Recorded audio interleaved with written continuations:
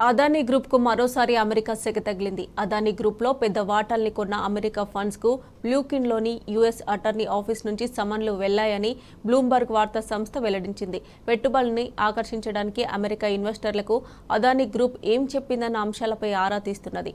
మరోవైపు ఈ వారంలో అదానీ గ్రూప్ 73,500 కోట్ల మార్కెట్ విలువను కోల్పోయింది. దీంతో ఈ కంపెనీల మొత్తం విలువ 10 లక్షల కోట్ల దిగువకు పడిపోయింది.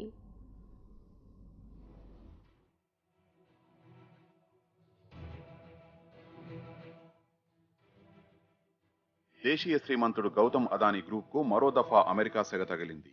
ఈ ఏడాది జనవరిలో యుఎస్ హెడ్జ్ ఫండ్ హిండెన్బర్గ్ నివేదికతో అతలాకుతలమైన అదానీ గ్రూప్ పై తాజాగా అమెరికా నియంత్రణ సంస్థలు దర్యాప్తు చేస్తున్నట్టు వార్తలు వెలువడ్డాయి. దీంతో విదేశీ ఫండ్స్ బాసడతో 2 నెలలుగా ఊపిరి పీల్చుకుంటున్న అదానీ గ్రూప్ షేర్లు నిన్న ఒక్కసారిగా కుప్పకూలాయి. అదానీ గ్రూప్ లో పెద్ద వాటాల్ని కొన్న అమెరికా ఫండ్స్ కు బ్రూక్లిన్లోని యుఎస్ అటార్నీ ఆఫీస్ నుంచి సమన్లు వెళ్లాయని బ్లూంబర్గ్ వార్తా సంస్థ వెల్లడించింది.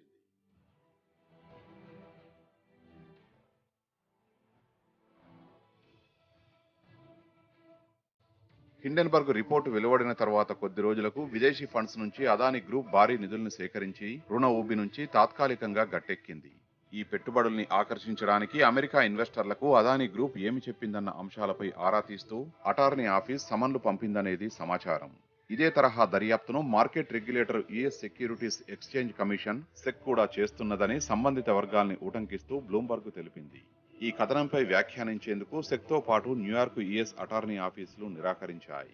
ప్రధాని నరేంద్ర మోదీ అమెరికాలో అధికారిక పర్యటన జరుపుతున్న సమయంలోనే అదానీపై అక్కడి రెగ్యులేటర్లు దర్యాప్తు జరుపుతున్నట్టు వార్తలు వెలువడడం గమనార్హం.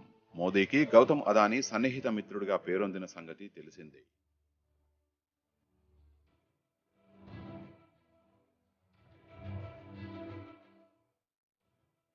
ఐదు నెలల క్రితం విడుదలైన హిండెన్బర్గ్ రిపోర్టుతో ఒక్కసారిగా అదానీ గ్రూప్ కుదేలైపోయింది. ప్రపంచ శ్రీమంతుల జాబితాల్లో 2-3 స్థానాల్లో ఉన్న గౌతమ్ అదానీ ఏకంగా 23వ స్థానానికి దిగజారిపోయాడు. అదానీ గ్రూప్ మార్కెట్ విలువ 5 లక్షల కోట్ల మేర కరిగిపోయింది. రాజకీయ వర్గాల్లో పెను దుమారాన్ని సృష్టించింది. ప్రతిపక్షాలు పార్లమెంటును స్తంభింపజేశాయి. పన్నురహిత దేశాల్లో నెలకొల్పిన డొల్ల కంపెనీల ద్వారా అదానీ గ్రూప్ కి నిధులు ప్రవహిస్తున్నాయని, పెద్ద ఎత్తున అకౌంటింగ్ మోసాలకు పాల్పడిందని, కేవలం 2-3 విదేశీ ఫండ్స్ చేతిలోనే గ్రూప్ షేర్లు కేంద్రీకృతమై ఉన్నాయని, తద్వారా కృత్రిమంగా షేరు విలువల్ని పెంచేస్తున్నారంటూ హిండెన్బర్గ్ తీవ్ర ఆరోపణలు చేసిన సంగతి తెలిసింది.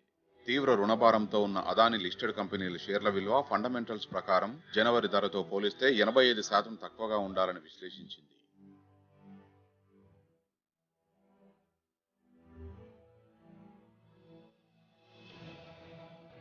హిండెన్బర్గ్ ఆరోపణలపై ఒకవైపు భారత రెగ్యులేటర్ సెబీ దర్యాప్తు ఏమీ తేల్చకపోగా, మరోవైపు సుప్రీంకోర్టు నియమించిన నిపుణుల కమిటీ సైతం ఈ కేసు విచారణ గమ్యం లేని ప్రయాణం లాంటిదని వ్యాఖ్యానించింది.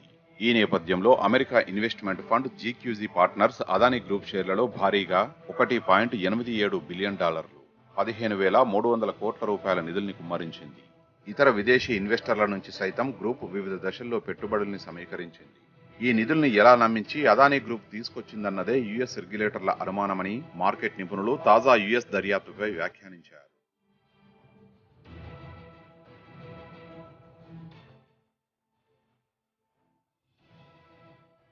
యుఎస్ రెగ్యులేటర్ల దర్యాప్తు వార్త కారణంగా మొత్తం 10 అదానీ గ్రూప్ లిస్టెడ్ షేర్లలో ఒక్క అంబుజా సిమెంట్ మినహా మిగిలిన 9 కంపెనీలు నిలువునా పతనమయ్యాయి.